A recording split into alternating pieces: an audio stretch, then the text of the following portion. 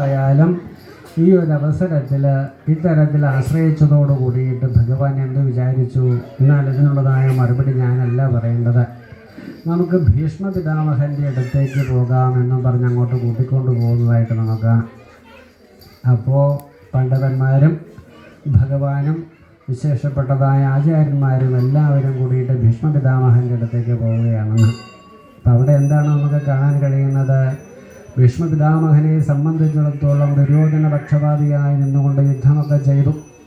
പരമാർത്ഥം അറിയാഞ്ഞിട്ടല്ല, എല്ലാ കാര്യങ്ങളിലും അറിയാമെങ്കിലും ദുഷ്ടസംഗതിയുമായിട്ട് ബന്ധപ്പെട്ടിട്ട് അദ്ദേഹത്തിന് ചരിക്കേണ്ടതായിട്ട് വന്നുവെങ്കിലും അദ്ദേഹത്തെ ചിന്തിക്കുന്നുണ്ട്, ഈ ശരീരം വിട്ടു പോകുന്ന സമയത്ത് ഭഗവാന്റെ ദർശന ഭാഗ്യത്തെ അനുഭവിച്ചിട്ട് വേണം പോകാൻ എന്നുള്ളൊരു വരവും അദ്ദേഹം നേടിയിരുന്നു. സ്വച്ഛന്ത മൃത്യുവായിരുന്നു എന്നാണ്. എപ്പോഴാണോ ശരീരം ഉപേക്ഷിക്കേണ്ടത് ആ സമയത്ത് ഉപേക്ഷിക്കാനുള്ളതായ അനുഗ്രഹം അദ്ദേഹത്തിന് കിട്ടിയിരുന്നു. അങ്ങനെ ശരശയ്യയിൽ കൂർത്തുമൂർത്തതായ ശരങ്ങളുടെ മുകളിൽ കിടക്കുന്ന സമയത്തും ഭഗവാനെ തന്നെ ആരാധിച്ചുകൊണ്ട്, ഭഗവാനെ തന്നെ ചിന്തിച്ചുകൊണ്ട്, ഭഗവാന്റെ നാമഗുണകീർത്തനങ്ങളെ കീർത്തിച്ചു കൊണ്ടിട്ടാണ് അദ്ദേഹം കിടന്നിട്ടുള്ളത്. ശത്രുവാണ് എന്നുള്ള ഭാവം പോലും ഭഗവാനെ സംബന്ധിച്ചിടത്തോളം ഇല്ലെന്നാണ്. ശത്രുമിത്ര ഉദാസീന മധ്യസ്ഥദ്വേഷ്യ ബന്ധുഷു സാധുഷ്വപിച പാപേഷു സമബുദ്ധി വിശേഷത്തെ. ശത്രുവിലും മിത്രനിലും ഉദാസീനനിലും എല്ലാ അശ്വചണ്ഡാള ഗോധരം എല്ലാ ജീവരാശികളിലും ഭഗവാന്റെ സാന്നിധ്യമാണ് എന്നറിഞ്ഞിരിക്കുന്ന ആളാണ് വിശേഷപ്പെട്ടതായ വ്യക്തിത്വം എന്ന് പറയാം. ഇപ്പം വിശേഷപ്പെട്ടതായ വ്യക്തിത്വങ്ങൾക്ക് വേണ്ടതായ കാര്യങ്ങളെ കൊടുക്കുന്ന ഭഗവാൻ തന്നെ സത്യധർമാദികളെ സംരക്ഷിക്കാൻ വേണ്ടിയിട്ട് രൂപം മൂണ്ടിട്ടാണല്ലോ അവതാരമൂർത്തിയായിട്ട് വരുന്നത്, ഭൂമിയിലേക്ക് ഇറങ്ങി വരുന്നത്. അപ്പോൾ ആ അവതാരമൂർത്തിയായിരിക്കുന്ന ഭഗവാൻ ഈ ഒരു തരത്തിലുള്ള രാഗദ്വേഷാദി സങ്കുലമായ ഭാവവുമില്ലാതെ കണ്ട് ശത്രുക്കളെന്ന് വിചാരിച്ചതായ പാണ്ഡവന്മാരെയും കൂട്ടിയിട്ട് അവിടെ എത്തുന്നുണ്ട്. ഭഗവാന്റെ ദർശനഭാഗ്യമുണ്ടായതോടു കൂടിയിട്ട് അദ്ദേഹം ഭീഷ്മ പിതാമഹൻ വളരെയധികം സന്തുഷ്ടനായിട്ട് തീരുന്നുണ്ട്. എണീറ്റ് നമസ്കരിക്കാനൊന്നും വയ്യെങ്കിൽ കൂടി കടന്നുകൊണ്ട് മനസ്സ് നമ്ര ശിരസ്കനായിട്ട് ഭഗവാനെ നമസ്കരിക്കുകയാണ് ചെയ്തിട്ടുള്ളതെന്ന്. അതോടൊപ്പം പാണ്ഡവന്മാരുടെ നേതാവായ യുധിഷ്ഠിരനുമായിട്ട് സമ്മേളിച്ച് സംസാരിക്കുന്നുണ്ട്. ധർമ്മത്തിൻ്റെ മകുടമൂർത്തിയാണ് നീ, ഭഗവാന്റെ സാന്നിധ്യം നിങ്ങൾക്ക് എപ്പോഴും അനുഭവിക്കാനുള്ളതായ അവസരം കിട്ടിയിട്ടുണ്ട്. വിജയശ്രീലാളിതന്മാരായ അല്ലെങ്കിൽ ഏത് ശത്രുക്കളെയും ഭേദിക്കത്തക്ക തരത്തിലുള്ളതായ ഭേദിക്കത്തക്ക തരത്തിലുള്ളതായ അർജുനൻ, ഭീമൻ മുതലായിരിക്കുന്ന ആൾക്കാർ നിങ്ങളോട് കൂടിയിട്ടുണ്ട്. അതുപോലെ എല്ലാ തരത്തിലുള്ളതായ ദൈവാധീനവും അനുഗ്രഹവും കാര്യശേഷിയും ധർമ്മവും എല്ലാം നിങ്ങൾക്കുണ്ടായിട്ടും നിങ്ങൾക്ക് ജീവിതത്തിൽ അനുഭവിക്കേണ്ടി വന്നതായ ദുഃഖം, ക്ലേശങ്ങൾ എത്രയാണ് എന്ന് ഞാൻ ചിന്തിച്ചു പോവുകയാണ്. ഒരിക്കലും വരരുതാത്തതാണ് അത്തരത്തിലുള്ളതായ അനുഭവങ്ങളാണ് നിങ്ങൾക്ക് ജീവിതത്തിൽ അനുഭവിക്കേണ്ടതായിട്ട് വന്നിട്ടുള്ളത്. സർവം കാലകൃതം മന്യേ, കാലത്തിനനുസരിച്ചിട്ട് ജീവിക്കേണ്ടതായി വരുന്ന ജീവന്മാർക്ക് കാലത്തിൽ മുൻകാലങ്ങൾ ചെയ്തിട്ടുള്ളതായ ഏതെങ്കിലും അപജയങ്ങളുടെ ഫലമായിട്ടാണ് ഈ കാലവുമായിട്ട് മല്ലടിച്ച് ജീവിക്കേണ്ടതായ അവസരം വരിക. അപ്പം അങ്ങനെ ഏതെങ്കിലും സാഹചര്യം ലോകത്തിൽ ജീവിതത്തിൽ ഉണ്ടായിട്ടുള്ളതിൻ്റെ ഫലമായിട്ടാണ് ഇങ്ങനെയുള്ള അനുഭവങ്ങൾ വന്നത്. അതുകൊണ്ട് അവിടെയെല്ലാം കാവലാളായിട്ട് ഭഗവാൻ നിങ്ങളോടൊപ്പം ഉണ്ടായിരുന്നല്ലോ.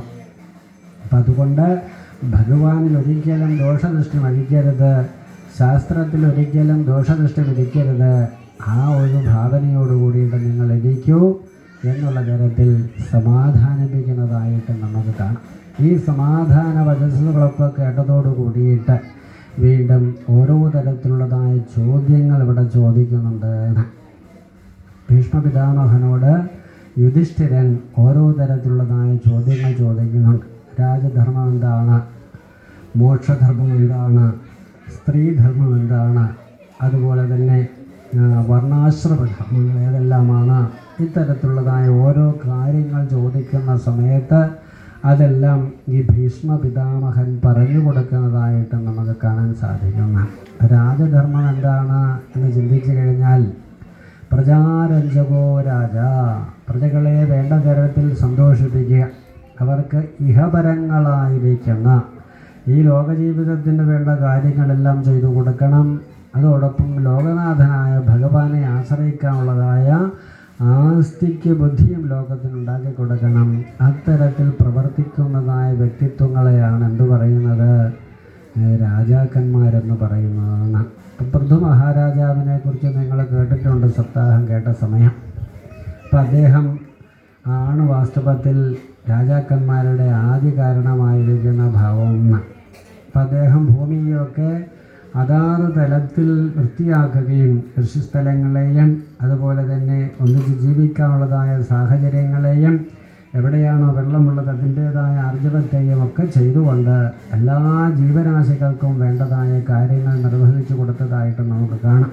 അപ്പം അങ്ങനെ ഒരു കാലത്തിലും പ്രജകൾക്ക് ദോഷമുണ്ടാകരുതെന്നുള്ള തരത്തിൽ അദ്ദേഹം യജ്ഞമയമായ കർമ്മങ്ങളും ഭൂരി ചെയ്തുകൊണ്ടാണ് വാസ്തവത്തിൽ മുൻപോട്ട് പോയതെന്നാണ്. അപ്പോഴാണ് CJP പോലെയുള്ളതായ കൊറോണ ജനതാ പാർട്ടി എന്നൊക്കെ പറയില്ല, കുട്ടികളൊക്കെ അങ്ങനെ ഇയമ്പാറ്റകളുടെ കൂട്ടത്തിൻ്റെ പുറകെ പോവാൻ. അപ്പം അങ്ങനെ വിവേകമില്ലാത്തതായ വ്യക്തിത്വം എന്നുള്ള തരത്തിൽ വേണം ചിന്തിക്കാം. ഇന്ദ്രൻ ആ സമയത്ത് തൻ്റെ സ്ഥാനം തന്നെ നഷ്ടമാകുമോ എന്ന് വിചാരിച്ചുകൊണ്ട് ആ സമയത്ത് അവിടെ പ്രത്യക്ഷമാവുകയൊക്കെ ചെയ്യുന്നു. ഇന്ദ്രനെ പോലും നിഗ്രഹിക്കത്തക്ക തരത്തിലുള്ളതായ കാര്യങ്ങളെല്ലാം ഇദ്ദേഹത്തിനുണ്ടായിരുന്നതുകൊണ്ട് അത്തരത്തിലുള്ള സംഗ്രാമമൊക്കെ യുദ്ധമൊക്കെ നടക്കുന്ന സാഹചര്യം വരെ ഉണ്ടായിരുന്നു. അപ്പോൾ ഭഗവാൻ തന്നെ അവിടെ പ്രത്യക്ഷമാവുന്നുണ്ട്. നിനക്കെന്താ വേണ്ടത്? പ്രജകളുടെ ക്ഷേമൈശ്വര്യം ഉണ്ടാവണം, ഭദ്രമായിട്ട് ലോകം മുൻപോട്ട് പോകണം, ഇതല്ലേ നീ ആഗ്രഹിക്കുന്നുള്ളൂ. തഥാസ്തു, അതങ്ങനെ തന്നെ നടക്കുമെന്നുള്ള തരത്തിൽ അവിടെ അനുഗ്രഹിക്കുന്നതായിട്ട് നമുക്ക് കാണാനായിട്ട് കഴിയുന്നതാണ്. ശേഷം നീ ശരീരം ഉപേക്ഷിക്കുന്നതിന് മുമ്പ് മഹാത്മാക്കളെ കാണാനും അവരിൽ നിന്നും കാര്യങ്ങൾ മനസ്സിലാക്കിക്കൊണ്ട് ആത്മതത്വത്തെ മനസ്സിലാക്കിക്കൊണ്ട് ശരീരം ഉപേക്ഷിക്കാനുള്ളതായ അവസരം ഉണ്ടാകുമെന്നുള്ള തരത്തിൽ ഭഗവാൻ അനുഗ്രഹിക്കുകയും ചെയ്യുന്നതായിട്ട് കാണാം. അതോടുകൂടി ആ വൈരമൊക്കെ എന്നേക്കുമായിട്ട് ഉപേക്ഷിക്കുകയും ദേവേന്ദ്രൻ തന്നെ അവിടെ വന്ന് പരസ്പരം ആലിംഗനം ചെയ്യുകയും ഒക്കെ ചെയ്യുന്നതായ സന്ദർഭം നമുക്ക് കാണാൻ കഴിയുന്നു. അപ്പോൾ ആ സമയത്തും പൃഥു ചക്രവർത്തി എന്താണ് പറഞ്ഞത്? മനുഷ്യനെ സംബന്ധിച്ചിടത്തോളം എന്തെങ്കിലും ഒന്ന് കൈവന്നു കഴിഞ്ഞാൽ അവൻ്റെ അഹങ്കാരത്തിൻ്റെ ഭാവം എത്ര കണ്ടിട്ടാണ്. ഈ അഹങ്കാരത്തിൽ നിന്ന് രക്ഷപ്പെടണമെങ്കിൽ സാധുസമാഗമം കൊണ്ടിട്ട് മാത്രമേ സാധിക്കുകയുള്ളൂ, സജ്ജനങ്ങളുടേതായ സാന്നിധ്യത്തിൽ മാത്രമേ സാധിക്കുകയുള്ളൂ. അങ്ങനെ ഈശ്വരനെ ആശ്രയിക്കുന്നത് കൊണ്ട് അഹങ്കാരം പൂർണ്ണമായിട്ട് ദൂരീകരിക്കാൻ സാധിക്കുകയുള്ളൂ. ഞാൻ ഇങ്ങനെയെല്ലാം കർമ്മങ്ങൾ ചെയ്തിരുന്നുവെങ്കിലും അഹങ്കാരത്തോടു കൂടിയിട്ട് ഇന്ദ്രനെ പോലും ഹോമിക്കത്തക്ക തരത്തിലുള്ളതായ കാര്യങ്ങൾ ചെയ്ത സമയത്തല്ലേ അപാര കരുണാസിന്ധുവായ ഭഗവാന്റെ ദർശനഭാഗ്യം എനിക്കുണ്ടായിട്ടുള്ളത്. അതോടുകൂടി ഞാൻ കൃതാർത്ഥനായി ഈ വൈരത്തെ, ഈ ഒരു വിദ്വേഷഭാവത്തെ എന്നേക്കും വേണ്ടിയിട്ട് എനിക്ക് ഉപേക്ഷിക്കാനായിട്ട് സാധിക്കുകയും ചെയ്യും. അപ്പോൾ ഉപേക്ഷാ മനോഭാവത്തെ ചെയ്തുകൊണ്ട് അദ്ദേഹത്തെയും ഉൾക്കൊള്ളാനായിട്ട് സാധിച്ചു. അതെല്ലാം സജ്ജന സംഗതി കൊണ്ടിട്ടും ഈശ്വരാനുഗ്രഹം കൊണ്ടിട്ടും ആയതുകൊണ്ട് ഇങ്ങനെയുള്ളതായ കഥാസന്ദർഭങ്ങൾ കേൾക്കാനായിട്ട്, ഭഗവാനെ സ്മരിക്കാനും ഭഗവാന്റെ നാമഗുണകീർത്തനങ്ങൾ കേൾക്കാനും അതിനുതകുന്ന തരത്തിലുള്ളതായ കാര്യങ്ങൾ കേൾക്കാനുമൊക്കെ ആയിട്ട് 10,000 ചെവി തന്ന് എന്നെ അനുഗ്രഹിക്കണം എന്നാണ് പൃഥു മഹാരാജാവ് വാസ്തവത്തിൽ ഭഗവാനോട് തന്നെ പ്രാർത്ഥിച്ചിട്ടുള്ളതെന്ന് കാണിക്കാം. ഇപ്പം എന്ത് തന്നെ ആയാലും ശരി കൊടുക്കില്ല എന്നുള്ള തരത്തിലാണ് നമ്മളൊക്കെ ജീവിക്കുക. ഇതൊക്കെ എത്ര കേട്ടിരിക്കുന്നു, ഇതുകൊണ്ട് വല്ലതും വയറ് നിറയുമെന്നൊക്കെയാണ് നമ്മൾ ചിന്തിക്കുന്നതാണ്. അപ്പം അതല്ല, ഇത്തരത്തിലുള്ളതായ ആശയങ്ങളെ ജീവിതത്തിൽ സ്വാംശീകരിക്കാൻ കഴിയുമ്പോൾ നമുക്ക് മറ്റുള്ളവരുടെ വയറ് നിറയ്ക്കാനും ആർഗനാശനായ ഭഗവാനെ ആശ്രയിച്ചുകൊണ്ട് ജീവിതം ഒരു ആയോധനമാണ്, അല്ലെങ്കിൽ യുദ്ധസദൃശമായിരിക്കുന്നൊരു ഭാവമാണെന്ന് കണ്ടുകൊണ്ട് വേണ്ട തരത്തിൽ കരുക്കൾ നീക്കി ജീവിതത്തിൽ വിജയം വരിക്കാനായിട്ട് സാധിക്കും. അപ്പം അത് ഈ പൃഥു മഹാരാജാവിൽ നമുക്ക് കാണാനായിട്ട് കഴിയുന്നു.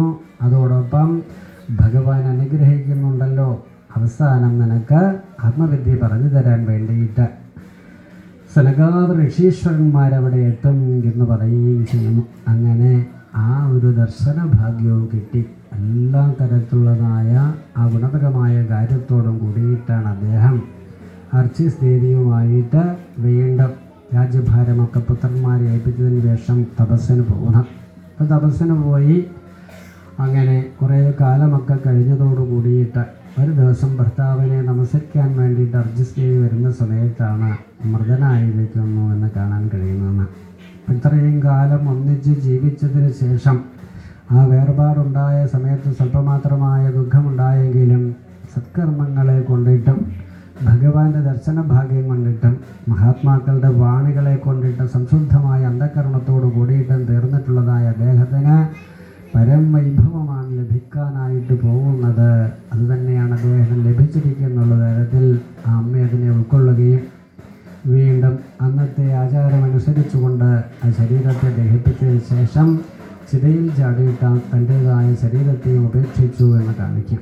അപ്പോൾ ആ യോഗക്ഷേമ തൽപരനായിട്ട് പ്രവർത്തിക്കുന്ന ഭഗവാന്റെ തന്നെ രൂപാന്തരമാണ് വാസ്തവത്തിൽ ആര്? രാജാവ് എന്ന് പറയാം.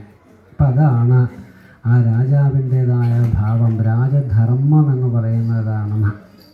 ഇന്നത്തെ രാജാക്കന്മാരെയും അന്നത്തെ രാജാക്കന്മാരെയും തമ്മിൽ തട്ടിച്ച് നോക്കാനും ഒക്കെ നമുക്ക് സാധിക്കും. അതനുസരിച്ചിട്ട് വേണം എന്ത് ചെയ്യാൻ? സമ്മതിദാനാവകാശമൊക്കെ ചെയ്യാനാണ്. അല്ലെങ്കിലോ കയ്യിൽ ചാപ്പ് കുത്തുന്നിടം വരെ നമുക്ക് സമ്മതിദത്തിന് അവകാശമുള്ളൂ, ജനാധിപത്യമുള്ളൂ. അത് കഴിഞ്ഞാലോ അവരുടെ ഇഷ്ടത്തിനായിരിക്കും, ജയിക്കുന്നവരുടെ ഇഷ്ടത്തിനായിരിക്കും മറ്റ് കാര്യങ്ങൾ നടക്കുന്നത്. അല്ലാതെ ജനങ്ങളുടേതായ ക്ഷേമവും ഐശ്വര്യമൊന്നും ആണോ അവർ കാണുന്നതെന്ന് നമ്മൾ നോക്കി കാണുകയും സംഘേ ശക്തി കലോയുഗേ സംഘടിതമായ ഭാവത്തോടു കൂടിയിട്ട് ജീവിക്കാൻ കഴിയുകയും ചെയ്തു കഴിഞ്ഞാൽ ജീവിതായോധനം നമുക്ക് നല്ല തരത്തിൽ കൊണ്ടുപോകാം. നമ്മുടെ ഇഷ്ടത്തിനനുസരിച്ചിട്ട് സത്യധർമ്മങ്ങൾക്കനുസരിച്ചിട്ട് പ്രവർത്തിക്കുന്ന രാജാക്കന്മാരെ നമുക്ക് സൃഷ്ടിക്കാനായിട്ട് സാധിക്കുകയും ചെയ്യും. ഇതെല്ലാം പുരാണവും ഒക്കെ പഠിച്ചെങ്കിലല്ലേ നമുക്ക് മനസ്സിലാവുകയുള്ളൂ. അങ്ങനെ നമ്മൾ കാര്യം മനസ്സിലാക്കണമെന്ന് ഇവരുടേതായ സമ്മേളനത്തിലൂടെ ഭീഷ്മപിതാമഹനും അതുപോലെ തന്നെ യുധിഷ്ഠിര പ്രഭൃതികളായിരിക്കുന്ന ആൾക്കാരും തമ്മിൽ സമ്മേളിക്കുന്നതായ സാഹചര്യത്തിലും ചർച്ച ചെയ്യുന്നതായിട്ട് നമുക്ക് കാണാം. അതുപോലെ വർണ്ണാശ്രമധർമ്മങ്ങളെ കുറിച്ചിട്ട് പറയുന്നു. ആശ്രമധർമ്മങ്ങൾ എന്ന് പറഞ്ഞാലോ 4 ആശ്രമങ്ങളാണ് നമുക്കുള്ളത്. ഏതെല്ലാം? ബ്രഹ്മചര്യം, ഗാർഹസ്ഥ്യം, വാനപ്രസ്ഥം, സന്യാസം. ബ്രഹ്മചര്യ കാലമെന്ന് പറഞ്ഞു കഴിഞ്ഞാൽ ഇതെന്തമ്മ ഏതെന്തമ്മ എന്നൊക്കെ ചോദിച്ച് സാരിത്തുമ്പിലൊക്കെ പിടിച്ച് കുട്ടികൾ നടക്കും കുറച്ച് കാലം. അപ്പോൾ കുറച്ചൊക്കെ പറഞ്ഞു കൊടുക്കും. പിന്നെ നീ നിൻ്റെ പാട്ടിന് പോകുന്നൊക്കെ നമ്മൾ പറയും എന്ന് പറഞ്ഞാലോ നമുക്ക് പലതും പറയാൻ അറിയാൻ പറ്റില്ല എന്ന്. അപ്പോൾ എന്ത് ചെയ്യണം? അങ്ങനെയുള്ള സമയത്ത് അവനെ ഗുരുകുലത്തിൽ കൊണ്ട് ചേർക്കണം. അവിടെ ഗുരുവിൻ്റെ അനുസരണയോടുകൂടി ഇരുന്നുകൊണ്ട് ഗുരുവിനെ ആശ്രയിക്കുകയും നമസ്കരിക്കുകയും ചെയ്തുകൊണ്ട് അദ്ദേഹം എന്തൊക്കെയാണോ പറഞ്ഞു കൊടുക്കുന്ന കാര്യങ്ങളൊക്കെ വേണ്ട തരത്തിൽ ഗ്രഹിച്ച് കാര്യഗ്രഹണ പദ്ധതിയുള്ളവനായിട്ട് തീരണം. അങ്ങനെ ജീവിക്കുന്നതായ കാലത്തെയാണ് ബ്രഹ്മചര്യ ആശ്രമം എന്ന് പറയുന്നതാണ്. അപ്പം അതുകൊണ്ട് അതൊക്കെ മാറി ഇന്ന് സാഹചര്യങ്ങൾക്ക് മാറി ഗുരുകുലങ്ങളൊന്നുമില്ല, സ്കൂളിലേക്കാണ് നമ്മൾ പോകുന്നതെന്ന്. സ്കൂളിൽ പോയാൽ എന്താണ് കിട്ടുന്നത്? എല്ലാ തരത്തിലുള്ളതായ ദുഷിപ്പും പഠിക്കാനുള്ളതായ സാഹചര്യങ്ങളുണ്ട്, പഠിക്കേണ്ട പാഠങ്ങൾ പഠിക്കാനുള്ളതായ സാഹചര്യമുണ്ട്. അങ്ങനെ ബുദ്ധിയുടെ വികാസത്തിനുള്ളതായ സാഹചര്യങ്ങളെല്ലാം ഉണ്ടെങ്കിലും സാംസ്കാരികമായിരിക്കുന്ന കാര്യങ്ങൾ, പ്രജകളുടേതായ ഐക്യത്തിനും അഖണ്ഡതയ്ക്കും വേണ്ടതായ കാര്യങ്ങൾ, ഒരു വ്യക്തി മാതൃകാപരമായിട്ട് ജീവിക്കണമെങ്കിൽ എന്തെല്ലാം ഗുണങ്ങളാണ് വേണ്ടത്, ഈ കാര്യങ്ങളൊക്കെ നമുക്ക് സ്കൂളിൽ നിന്ന് പഠിക്കാനായിട്ട് കഴിയുന്നുണ്ടോ? അതില്ലാത്ത സ്കൂളുകളിലേക്കല്ലേ നമ്മൾ കുട്ടികളെ വിടുന്നത്. അതുകൊണ്ട് എന്ത് ചെയ്യണം? നമ്മൾ ഈ കാര്യങ്ങളൊക്കെ കുട്ടികൾക്ക് പറഞ്ഞു കൊടുക്കണം. അപ്പം അങ്ങനെ നമ്മൾ സ്വയം അനുഷ്ഠിക്കുകയും പൂർവികന്മാർ കാണിച്ചു തന്നുള്ള കാര്യങ്ങളെ ഉൾക്കൊള്ളുകയും ഒക്കെ ചെയ്ത് അതനുസരിച്ചിട്ട് നമ്മൾ ജീവിതത്തെ ചിട്ടപ്പെടുത്തി മുൻപോട്ട് കൊണ്ടുപോയി കഴിഞ്ഞാൽ അതിലൂടെ നമ്മുടെ കുട്ടികൾക്ക് സംസ്കാരമുണ്ടാവും. മാതൃദേവോ ഭവ, പിതൃദേവോ ഭവ, ആചാര്യദേവോ ഭവ, അതിഥിദേവോ ഭവ. മാതാവ് ഈശ്വരനാണ്, പിതാവ് ഈശ്വരനാണ്, അതിഥികൾ ഈശ്വരനാണ്. എന്നുള്ള തരത്തിൽ ആചാര്യന്മാർ ഈശ്വരൻ്റെ രൂപാന്തരങ്ങളാണെന്നുള്ള തരത്തിൽ എല്ലാവരും ഉൾക്കൊള്ളാനുള്ളതായ സംസ്കാരം ചെറുപ്പത്തിൽ തന്നെ വിദ്യ ആർജിക്കുന്നതായ കാലത്ത് തന്നെ നമ്മൾ സമ്പാദിക്കണം. അപ്പം അങ്ങനെ സമ്പാദിക്കാനായിട്ട് കഴിഞ്ഞാൽ ആ ഒരു ശീലം സർവത്ര വൈ ധനം, ജീവിതത്തിൽ മുഴുവൻ നമുക്ക് ധനമായിട്ട് തീരും, ശരിയായ ജീവിതത്തിന് വേണ്ടതായ ധനമായിട്ട് തീരും. ആ ഒരു സന്ദർഭം രണ്ട് തരത്തിൽ ഗുരുമുഖത്തിൽ നിന്നും ആർജിച്ചതിന് ശേഷം വേണം നമ്മൾ അടുത്ത ആശ്രമത്തിലേക്ക് പ്രവേശിക്കാൻ. അടുത്ത ആശ്രമം ഏതാണ്? ഗൃഹസ്ഥാശ്രമം. ഗൃഹസ്ഥാശ്രമത്തിൽ ധർമ്മചര്യ ആശ്രമത്തിൽ എന്തെല്ലാം കാര്യങ്ങൾ പഠിച്ച് മനസ്സിലാക്കിയിട്ടുണ്ടോ അതനുസരിച്ചിട്ട് പ്രായോഗികമായിട്ട് ജീവിക്കാനുള്ള സാഹചര്യമാണ് വാസ്തവത്തിൽ ഗൃഹസ്ഥാശ്രമം എന്ന് പറയുന്നത്. അപ്പോൾ ഗൃഹസ്ഥാശ്രമത്തിൻ്റെതായ പാവനത എത്രയുണ്ട്? ത്യാഗേനൈകേ അമൃതത്വമാനശുഹു. ഞങ്ങൾ ആദർശപൂർണമായിട്ട് പാർവതി പരമേശ്വരന്മാരെ പോലെ മുൻപോട്ട് പോകാനുള്ളതായ ഒരു വ്രതമാണ് എടുക്കുന്നത്. തന്തുനാനേന, ഈ തന്തുവിൻ്റേതായ ബന്ധനം കൊണ്ടിട്ട് ആ തരത്തിൽ തൻ്റേതായ ഉത്കർഷം, അതുപോലെ തന്നെ ഭർത്താവിൻ്റെ ഭാര്യ കുടുംബത്തിൻ്റേതായ ഉത്കർഷം, ലോകത്തിൻ്റേതായ ഉത്കർഷം, ആ തരത്തിലുള്ളതായ സംസ്കാര സമ്പന്നമായ സന്തതികളുടേതായ ജീവിതം, ഇതിനെല്ലാം വേണ്ടിയിട്ട് പ്രതിജ്ഞാബദ്ധമായ ജീവിതത്തിലേക്ക് ഞങ്ങൾ പ്രവേശിക്കുകയാണ് എന്നുള്ള സങ്കല്പത്തോടു കൂടിയിട്ട് വേണം ഗൃഹസ്ഥാശ്രമത്തിലേക്ക് പ്രവേശിക്കാൻ. ഇതെന്തെങ്കിലും നമ്മളുടെ കുട്ടികൾക്ക് മനസ്സിലാവുന്നുണ്ടോ അല്ലെങ്കിൽ മനസ്സിലാക്കി കൊടുത്തിട്ടുണ്ടോ? അതിൻ്റെ പാവനത എന്തെങ്കിലും നമുക്കറിയാനായിട്ട് സാധിക്കുന്നുണ്ടോ? അതെല്ലാം പോയിട്ട് ഇന്നതിന് ഘടകവിരുദ്ധമായ സാഹചര്യങ്ങൾ ലോകത്തിൽ നമ്മൾ കാണാനായിട്ട് തുടങ്ങിയിരിക്കും. അത് പരിതപിച്ചിട്ട് കാര്യമൊന്നുമില്ല, ചൂട് പിടച്ചതാണ് അതിനൊക്കെ കാരണം. അതല്ലെങ്കിലോ ഉത്തമന്മാരായ ഗൃഹസ്ഥന്മാരായിട്ട് നമുക്ക് ജീവിക്കാൻ സാധിക്കും. ലോകത്തിൽ അത്തരത്തിലുള്ളതായ ഗൃഹസ്ഥാശ്രമത്തിൻ്റെ ഭദ്രതയൊന്നും നമുക്ക് കാണാൻ കഴിയില്ല. വയസ്സായി കഴിഞ്ഞാൽ അവർക്ക് എവിടെയെങ്കിലും പോയി ജീവിക്കാം. പിറന്നാളൊക്കെ വരുന്ന സമയത്ത് ചിലപ്പോൾ അവിടെ പോയി എല്ലാവരോടും പോയിട്ട് ഹാപ്പി ബർത്ത്ഡേ എന്നൊക്കെ പറഞ്ഞ് ആഘോഷിക്കും. ഇതൊക്കെയാണ് വിദേശ രാജ്യങ്ങളിൽ വൃദ്ധന്മാരുടേതായ അവസ്ഥാവിശേഷം എന്ന് കാണാം. അവരവിടെ ഭൗതികമായ കാര്യത്തിൽ മാത്രമായിട്ട് ജീവിച്ചുകൊണ്ട് ആമഗ്നമായി ജീവിച്ചതുകൊണ്ട് അതൊരിക്കലും അവരെ വേദനിപ്പിക്കുന്നില്ല എന്ന്.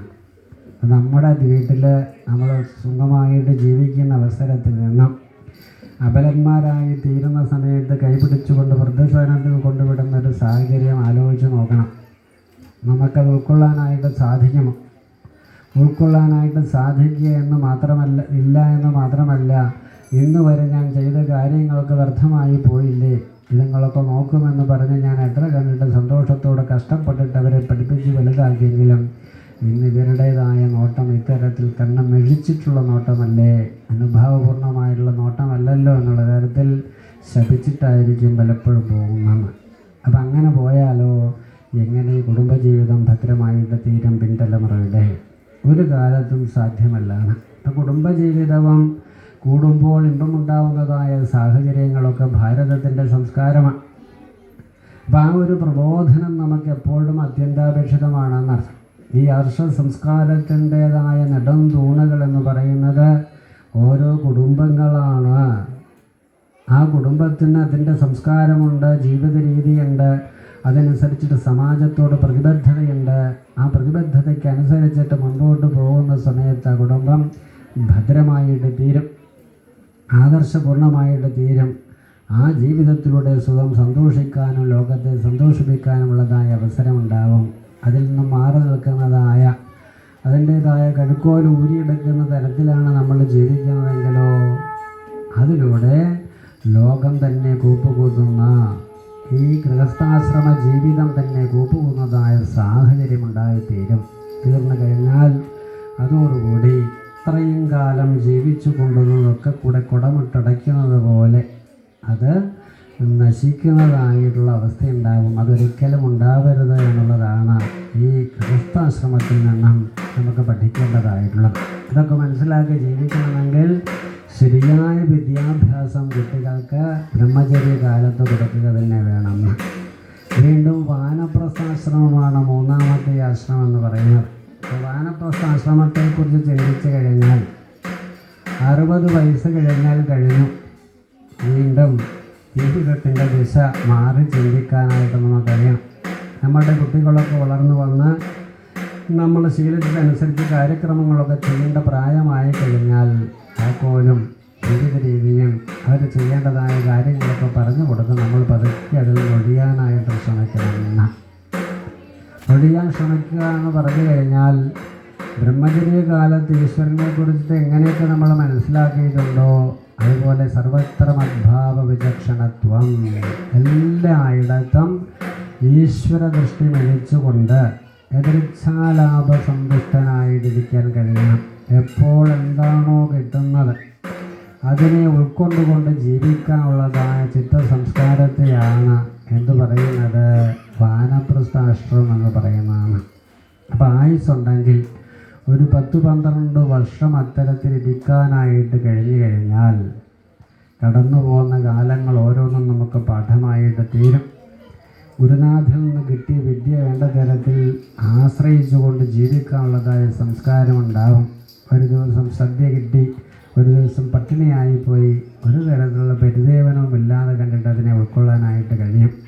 പ്രഭൂതമായ ഐശ്വര്യം നമ്മുടെ കയ്യിൽ വന്ന് കിട്ടിക്കഴിഞ്ഞാൽ പെൻഷൻ്റെ രൂപത്തിലോ മറ്റേത് രൂപത്തിലോ ആവട്ടെ, അതിനെല്ലാം തൻ്റെ ആവശ്യം കഴിഞ്ഞ് ലോകഹിതം മമകരണീയം, ലോകത്തിൻ്റെ ഹിതത്തിന് വേണ്ടി കഷ്ടപ്പെടുന്ന, ദാരിദ്ര്യം അനുഭവിക്കുന്ന, രോഗമനുഭവിക്കുന്ന, ബുദ്ധിയില്ലാതെ കഷ്ടപ്പെടുന്ന ആൾക്കാരൊക്കെ ഉണ്ടെങ്കിൽ അവർക്ക് വേണ്ടിയിട്ട് അതൊക്കെ ദാനം ചെയ്യണം. അപ്പം അങ്ങനെ ചെയ്തുകൊണ്ട് ജീവിക്കുകയാണെങ്കിൽ നമുക്ക് ഒഴുക്കുവെള്ളത്തിൽ അഴുക്കില്ല എന്ന് പറയുന്നത് പോലെ സ്വച്ഛവും നിർമ്മലവുമായിട്ട് ഈശ്വരനെ വിചാരിച്ചുകൊണ്ട് നമുക്ക് ജീവിതത്തെ മുമ്പോട്ട് കൊണ്ടുപോകാനായിട്ട് സാധിക്കും.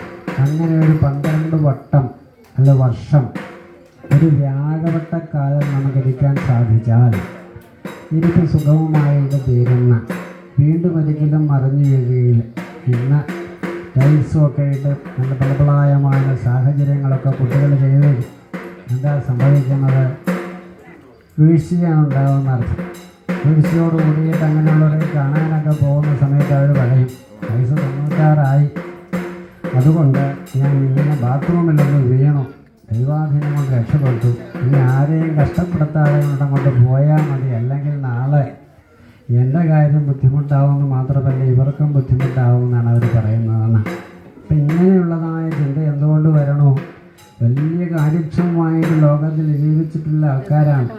ബുദ്ധി അങ്ങ് മറഞ്ഞാലും വീഴ്ചയോട് കൂടിയിട്ട് മറഞ്ഞാലും എനിക്ക് ദുഃഖിക്കേണ്ടതായിട്ട് വരില്ല. നല്ല ബുദ്ധിയാണ്, നല്ല സൂക്ഷ്മമായ ബുദ്ധിയാണ്, അതുകൊണ്ട് ഇതെന്നെ ദുഃഖിപ്പിക്കുന്നുണ്ട് എന്നൊക്കെ പറയുന്നു. കഴിഞ്ഞ ദിവസം ഒരാളെ കാണാൻ പോയപ്പോൾ പറഞ്ഞതാണെന്ന്. അപ്പം അങ്ങനെയുള്ളതായ ഒരു വ്യഥിത ഹൃദയത്വം ആ 96-ാമത്തെ വയസ്സിലൊരു ജീവൻ വരുന്നുണ്ടെങ്കിൽ അതെന്തുകൊണ്ട് സംഭവിച്ചു? ആദർശപൂർണമായ ജീവിതമാണോ നയിച്ചിട്ടുള്ളെങ്കിൽ ഒന്നും പരിതപിക്കേണ്ടതായിട്ടില്ല. അവർക്ക് നോക്കേണ്ട യോഗമുള്ളതുകൊണ്ട് അങ്ങനെ അവസ്ഥ ഉണ്ടായി, തനിക്ക് കിടക്കേണ്ട യോഗമുള്ളതുകൊണ്ട് അത്തരത്തിലൊരു അവസരം ഉണ്ടായി.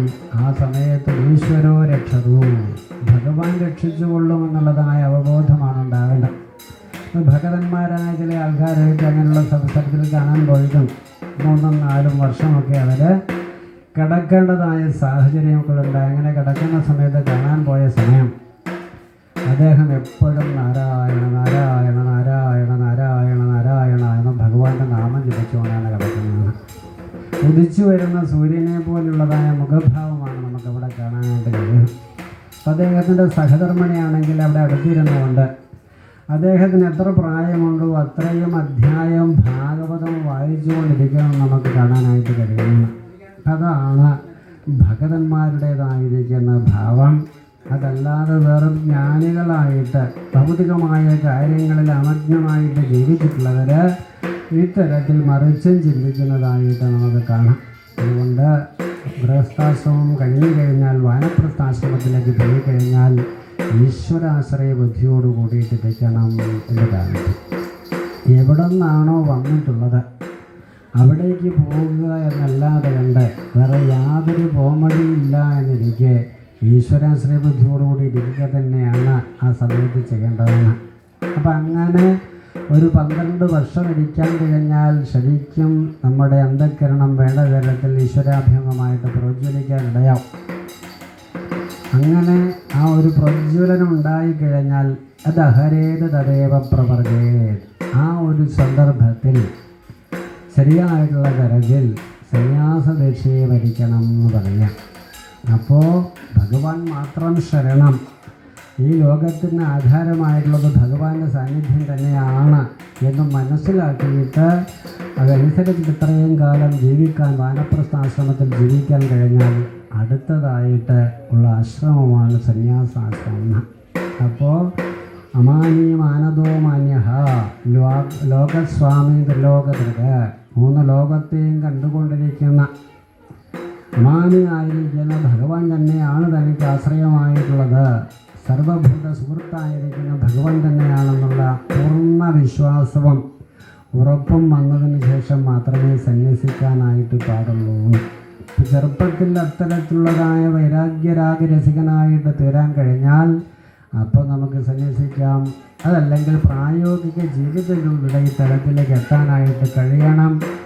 എത്തിക്കഴിഞ്ഞാൽ ആ സന്ദർഭത്തിൽ ആ സന്യാസം ഭരിക്കാനുള്ളതായ മനോഭാവം, ബുദ്ധിവൃത്തികൾ, സാഹചര്യത്തെ ഉണ്ടാക്കി തീർക്കണം. അങ്ങനെ ഒരു നാളികേരം ഉണ്ടായി പഴുത്ത് മൂത്ത് കഴിഞ്ഞാൽ തെങ്ങ് പോലും അറിയാതെ കണ്ടിട്ട് അതെങ്ങനെയാണോ നാളികേരം പതിക്കുന്നത്, അതുപോലെ അനായാസേന മരണം വിനാദന്യേന ജീവിതം. ദീനതയില്ലാതെ അനായാസമായിട്ട് ശരീരത്തെ ഉപേക്ഷിച്ചിട്ട് പോകാനായിട്ട് ആ സന്യസ്ത ജീവിതത്തിന് മാത്രമേ കഴിയുകയുള്ളൂ. അല്ലെ അത്തരത്തിലുള്ളതായ മനോവൃത്തികൾ ഉണ്ടാക്കി തീർക്കണമെന്നാണ് നമ്മുടെ ആചാര്യന്മാർ ഹർഷ സംസ്കാരത്തിൽ പറഞ്ഞു വച്ചിരിക്കുന്നത്. അതുകൊണ്ട് ഈ 4 ആശ്രമത്തെക്കുറിച്ചിട്ട് മരിക്കാൻ കിടക്കുന്ന ശരിശയിൽ കിടക്കുന്നതായ വ്യക്തിയാണ് ഭഗവാന്റെ സാന്നിധ്യത്തിൽ യുധിഷ്ഠിരന് പറഞ്ഞു കൊടുക്കുന്നത് എന്ന് നമ്മൾ ഓർക്കണം. അപ്പം അങ്ങനെയുള്ള വർത്തമാനങ്ങൾ മരിക്കാൻ കിടക്കുന്ന സമയത്തല്ല രോഗികളായിരിക്കുന്ന ആൾക്കാരുടെ അടുത്ത് ചെന്ന സമയത്ത് കേൾക്കാനായിട്ട് നമുക്ക് കഴിയണമെങ്കിൽ ജീവിതത്തെ പഠിക്കാൻ വേറെ എവിടെയും പോകേണ്ടതായിട്ടില്ല. വൃദ്ധന്മാരുടെ അടുത്ത് പോയാൽ മതി. അപ്പം ജീവിതത്തിൽ പ്രായോഗിക ജീവിതത്തിലൂടെ പൂർണ്ണമായ ഭാവനയെ ഉൾക്കൊണ്ട് കിടക്കുന്ന അവസരത്തിൽ പോകുന്ന സമയത്ത് അവരിത്തരത്തിലുള്ള കാര്യങ്ങൾ പറഞ്ഞു തരികയാണെങ്കിൽ ഒരു മാതൃകയായിട്ട് തീരും. അവരുടെ വാക്കുകൾ പ്രമാണമായിട്ട് തീരും. ആ പ്രമാണത്തിനനുസരിച്ചിട്ട് പ്രമായാഹ കരണം, ജ്ഞാനം, അതിനാണ് പ്രമ എന്ന് പറയുന്നത്. ആ ജ്ഞാനം നമുക്കുണ്ടാവും. അതാണ് ജ്ഞാനം. നരാണാം അധികവും വിശേഷവും ജ്ഞാനേന ഹീന പശുഭി സമാന എന്ന് പറയാൻ കാരണമായിരിക്കും. അപ്പം ആ ജ്ഞാനത്തിലേക്ക് നമുക്ക് എത്താനായിട്ട് സാധിക്കും. ഇതാണ് അവിടെ സംഭാഷണമായിട്ട് നടന്നിട്ടുള്ളത്. അപ്പം മഹാത്മാക്കൾ കൂടിക്കഴിഞ്ഞാൽ ഒരിക്കലും അവർ കൂട്ടം കൂടുകയല്ല ചെയ്യുന്നത്. കൂട്ടം കൂടുന്ന മനോഭാവത്തിൽ നിന്നും സമയത്തിൻ്റെ ഭാവമാണല്ലോ ജീവിതം എന്ന് പറയുന്നത്. ആ സമയത്തെ അർത്ഥസമ്പുല്ലമാക്കി തീർക്കത്തക്ക തരത്തിലുള്ളതായ കാര്യങ്ങളാണ്, ശാസ്ത്രസമ്മതമായിരിക്കുന്ന കാര്യങ്ങളാണ് അവർ പറയുന്നതെന്ന്. അപ്പം അതുകൊണ്ടാണല്ലോ ഏതാണ്ട് 5000-ൽ കൂടുതൽ വർഷങ്ങൾ മുമ്പ് നടന്ന സാഹചര്യത്തെ അനുസ്മരിച്ചുകൊണ്ട് ഈ ഒരു സന്ദർഭത്തിൽ നമ്മൾ ചിന്തിക്കാൻ തന്നെ കാരണമായിട്ടുള്ളത്. ഇങ്ങനെ വൈവിധ്യമാർന്നതായ ചോദ്യമൊക്കെ ചോദിച്ചതിന് ശേഷം വീണ്ടും എന്ത് ചെയ്തു? ദിവ്യമായ സഹസ്രനാമത്തെയും ഉപദേശിച്ചു കൊടുത്തു എന്ന് പറഞ്ഞു. നമ്മൾ പ്രഭാതത്തിൽ ജപിച്ചത് സഹസ്രനാമമാണ്. ഭീഷ്മ പിതാമഹൻ യുധിഷ്ഠിരനെ നിമിത്തമാക്കി ഈ ഒരു സാഹചര്യത്തിൽ ലോകത്തിന് വേണ്ടി ഉപദേശിച്ചിട്ടുള്ളതാണ് ദിവ്യമായ വിഷ്ണു സഹസ്രനാമം. അപ്പം അതുകൊണ്ട് ആ സഹസ്രനാമത്തിൻ്റെ പവിത്രത, പാവനത, എല്ലാ തരത്തിലുള്ള പാപഭംഗിലമായ കാര്യത്തെയും ദൂരീകരിക്കാനുള്ളതായ ശക്തി, ഇതെല്ലാം നമുക്ക് മനസ്സിലാക്കാനും മനസ്സിലാക്കിക്കൊണ്ട് വേണ്ട തരത്തിലുള്ള സഹസ്രനാമം പഠിക്കാനും നമ്മൾ തയ്യാറായി കഴിഞ്ഞാൽ നമ്മളുടെ ജീവിതം ഭദ്രമായിട്ട് തീരും. ഭഗവാനെ അനുസ്മരിച്ചുകൊണ്ട് ഒരു നേരമെങ്കിലും ഈ സഹസ്രനാമം ജപിക്കാനായിട്ട് കഴിഞ്ഞാൽ സാഹചര്യത്തിനൊത്തുണരാനായിട്ടും ഉയരാനായിട്ടും ഭഗവാന് ചിത്തസമർപ്പണം ചെയ്തുകൊണ്ട് ജീവിക്കാനായിട്ട് നമുക്ക് സാധിക്കണം. ഓം വിശ്വം വിഷ്ണുർവശക്കാരോ എന്നാണല്ലോ തുടങ്ങുന്നത് തന്നെ. അപ്പോൾ വിശ്വം എന്ന് പറഞ്ഞാലോ വിശ്വസ്മയേ നമഃ. ഈ ലോകമായിട്ടിരിക്കുന്ന, ഈ ലോകത്തിന് മുഴുവൻ ആധാരഭൂതമായിട്ടിരിക്കുന്ന ഭഗവാനെ, അവിടത്തേക്ക് നമസ്കാരം. ജീവസ്വരൂപേണ നമ്മുടെ എല്ലാവരുടെയും ഉള്ളിലിരിക്കുന്നതും കാലസ്വരൂപനായിട്ട് വെളിയിലിരിക്കുന്നതും യാതൊരു ഭഗവാനാണോ ആ ഭഗവാനെ അവിടത്തേക്ക് നമസ്കാരം എന്ന് ഇവിടെ പ്രാർത്ഥിക്കാം.